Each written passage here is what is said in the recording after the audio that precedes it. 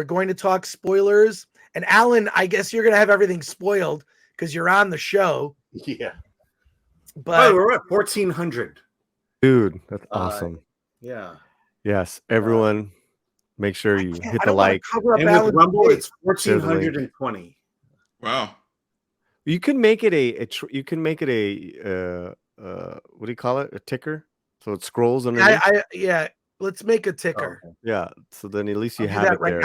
I just don't want anyone to get like. Right, you don't want to get I'll axed. just turn that one into just click ticker on the. Boom. Oh yeah, I can do that. Everyone, make sure you are subscribed to the channel. Smash the like. And Wait, I'm gonna put. This is amazing. We need to do a nighttime. Should I? I don't know. Well, we can do another one of these tomorrow after the Flash. Flash. What? Nah, I want to have fun and hang out. We'll do it. We'll do our normal Friday morning show, but we're talking spoilers now for Indiana Jones and the Dial of Destiny. This will be the last act of the film, which we'll just cut to the chase, so to speak, because this entire movie is effectively one giant chase. And I feel like in a way they were thinking, well, let's just go back to what, the very first Raiders of the Lost Ark is all about, getting the Ark of the Covenant. You've got this random event at the beginning that kind of introduces the character of Indiana Jones. Then the entire thing is about pursuing the Ark of the Covenant. This entire movie is about pursuing the pieces of the Dial of Destiny, Archimedes' dial, which will allow you to travel through time. So what happens is, it's sort of a cat and mouse game between Indy and Helena and little Teddy and the group of Nazis led by Mads Mikkelsen's character. He's his character's name is Jürgen Voller. And Jürgen Voller and his heavies are after, they also want to get the dial. And it ends up where the pieces all come together. Of course, there's a lot of reversals. They have it, then they have it, then they have it, whatever. A lot of predictable stuff. And it all ends up Jürgen reveals his plan. His plan is to not just screw Hitler. It's not about going back and making sure Hitler wins the war. It's about correcting all the mistakes and basically becoming a better version of Hitler. Because by using the dial, he's just going to go and correct every mistake that Hitler made. Because he's so arrogant, he thinks he's better than Hitler. This is Jürgen Voller. He puts on a Nazi uniform. He's going to go back and he's going to go to this one battle and make a change in this. There'll be a change in strategy with this battle, and he's going to change the war.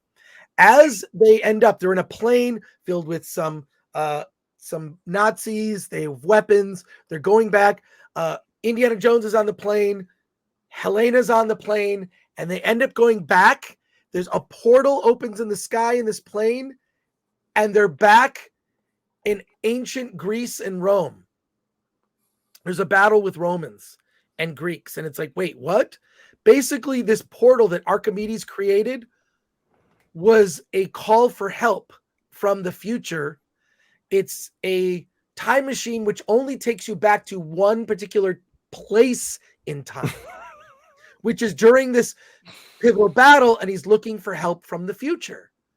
And they interpret the plane that's in the sky as a dragon, the Romans, and they're throwing spears at it and arrows and whatever. And so it's just, so everybody's on the plane. Am I getting it right? Did I miss any details? No, that's pretty much. I mean, if it sounds horrible, guys, that's because it is. I'm just describing exactly what happened. So correct. Chat, that's exactly what correct. happened. Big sweeps. I'll give you the basic blow-by-blow bullet points, That's and then I want to hear from you and from Dante and Paulie, of course, and then Alan's impression. So they go back. It's this one time. Teddy somehow learns how to fly a plane with some guy who's asleep in the back, and they actually get sucked into the portal too. So they're in this smaller plane, and they're trying to not get killed by the Romans throwing spears. Dude, I'm like falling asleep just listening to this, man. Okay. But that's how bad it was. All the Nazis, including Voller on the plane, get killed. And then, Helena and Indiana Jones get out of the plane with a parachute, and Archimedes runs over to them, and you see Voller is on the ground, he's dead, but he has a watch, and Archimedes takes the watch, which earlier they discovered Archimedes' body was wearing a watch and holding part of the dial of destiny. And there was propellers on the side, hieroglyphics of the tomb. Right. And they're like, oh, why are there propellers? This is weird. Mhm. So that's explained. And Indiana Jones, just through this adventure, he's so distraught and beaten down as a man. He's just like, I'm just going to stay here in it's like 200 years BC, they explain. I'm telling you, look at Alan.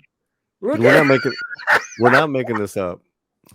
No, you have to be making this up. No. This cannot be the end of the This is really what happened. Oh my god. So it was so underwhelming. You should get to the ending too. Oof. And by the way, it's 2.5 hours. So then they get to Archimedes and his assistants or whatever, are sort of standing there, like they can kind of communicate, but so Indiana Jones is like, I just want to stay here. I just want to I'm in the past. Just let me live the rest of my life. Let me die. I'm just gonna live. Because he's been shot. So he's had this shot. He's had this he's had this wound. Like he got shot in the chest forever. And he's through the third act, he's been shot in right in the heart. He got shot in the Greek cave before they went on the plane. No. And remember, he's supposed to be like a 70-year-old man. So he's 70 years old with the fucking with the bullet wound in his chest for like the whole third act. This is bad as an Obi-Wan series where everybody got a lightsaber to the chest, but nobody died. Right. So ridiculous. But Qui-Gon Jinn gets a lightsaber to the gut and he dies. Right. Stupid.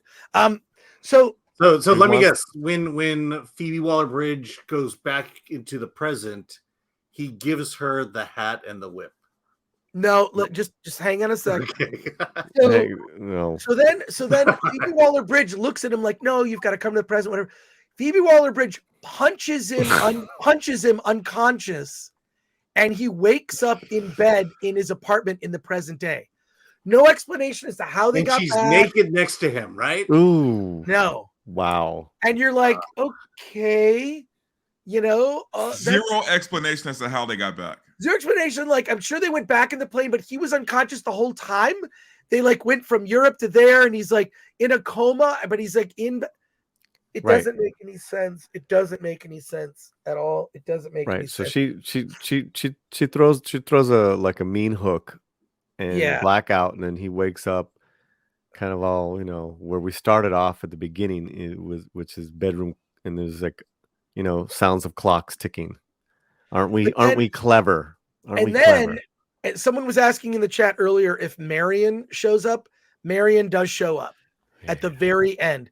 It's Karen Allen, and she looked pretty good for her age. She looked pretty good. She comes back with some groceries to help them.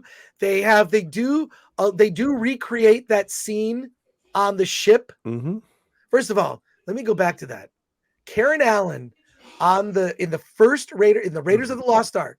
She's on that ship and she's wearing that negligee on top of the ship, and you could literally hear the crunching of her bush hairs as the wind was. Am I wrong? I don't even remember. Dude, I think you want to remember. What? Do you know what scene I'm talking about? There's a scene where Karen Allen is on the ship, and you see she's basically just wearing the negligee, and it's very cold out, and you basically see. Chat, back me up, chat. Back me up, chat. Oh, so poetic, Chris. Well, in any case, Karen Allen. So what they do is there's a scene earlier in How do Raiders you of the hear Lost bush Ark, hairs, by the way? How where do you she's like, hear bush hairs? you know, she's like, Indiana Jones is like, it hurts everywhere. It hurts everywhere. Where does it not hurt? And he's like, here. And then, you know, she kisses it. Well, they do the reverse of that scene. Right. So the reverse is like, well, there's 2 lines before that, right? Because and actually, like, the audience got, and I was like, oh wow, this reminds me of like, these are the characters I like. Correct. Sorry, Paulie, I interrupted. No, it was a great little scene, but too little, too late. Yeah. But basically, he you know, they're kind of like, it's established that they lost their son in the war, so they've been separated, about to divorce, and they have grief. He talks about grief, which I didn't mind, but whatever. And she asked, well, where does it hurt? And he's like, physically, like, oh, it hurts all over. And she's like, yeah, it hurts all over for me too. But she's kind of taken to her grief. But then she's like, well, where doesn't it hurt? And that's where the cute little lines come in. But they're all from the old movie. And they eventually kiss. Yeah, it's a callback to Raiders, and that scene really it's a great scene. But like, that's the whole ending, the whole, like, once we finally get to see what the Doll of Destiny actually does, is so underwhelming. It's almost like, what's the point of doing any of this? Well, and it's not just that. Okay, and then it ends. Okay, so they have this cute moment, and then you see like Helena like runs off, but you look like she's on another adventure, and it's about her. The end of the movie is about her character going off on another Helena adventure. And then it irises in on the hat that's just sitting there on the clothesline, and it just cuts to black. That's the end of the movie. Indy grabs his hat. He grabs his hat. Right, yeah. But it's like this movie was to make her a character. So are they going to do a Helena and Teddy show? I can tell you, nobody fucking wants that. No one. You know what, though? Has that ever stopped Disney at this point?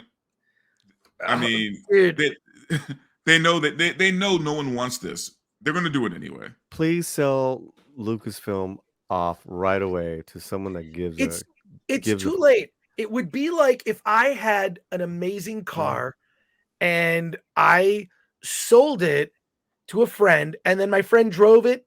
The engine's rotted, dented. It's piece of shit. And then my friend wanted to sell the car back to me. I wouldn't want the car. That's what the IP at Lucasfilm is now. Indiana Jones, dead. Star Wars, dead. It's just MCU, Willow, dead. Well, I'm just talking about Lucasfilm now. Look at Willow. Like, they had an opportunity. They could have made maybe they could have made a Willow movie. Who knows? But my God, I love the look on Alan's face is like, I'm very sad. I'm just very sad. So, okay, as we're walking out of the movie, that's exactly how I felt. I felt sad because I'm like, my thought was this: they're running out of IP to ruin, meaning, what are they going to do? They're going to have to reboot stuff, like hard reboot, like just remake Indiana Jones with Chris Pratt. Just do that, new adventures, whatever. And I felt sad. I'm like, wow, the great films, they all exist in the past. We're going to get some highlights here and there. I'm optimistic about Oppenheimer or Mission Impossible. I'm optimistic about Dune Part 2. But for the most part, like these classic films, Hollywood cannot make these classic films anymore. They're not capable of doing it. This is why I looked like a movie. And yes, RRR, my favorite movie of last year. Hollywood isn't capable of making a movie like that now. They could be making films like that. Because it's mainly because they forgot what made those movies cool in the first place, man. Mm-hmm. Right. You know what I mean? Like they're remaking Roadhouse, for God's sakes. Right.